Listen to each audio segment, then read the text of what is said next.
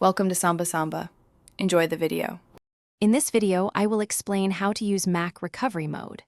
First, understand that Recovery Mode is a powerful tool for troubleshooting and repairing your Mac OS system. It provides essential utilities to help you resolve common problems, like a corrupted hard drive or issues with your operating system. You'll learn how to access it and what options are available to get your Mac running smoothly again. To enter Recovery Mode, begin by completely shutting down your Mac. Once it's off, press the power button and immediately hold down the Command plus R keys simultaneously. Keep holding these keys until you see the Apple logo or a spinning globe. This action will boot your Mac into the recovery environment, giving you access to its powerful diagnostic and repair tools.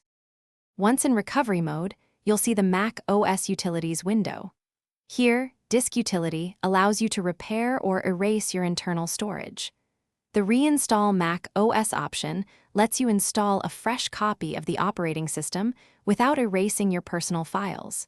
You can also restore your Mac from a time machine backup, which is incredibly useful for data recovery.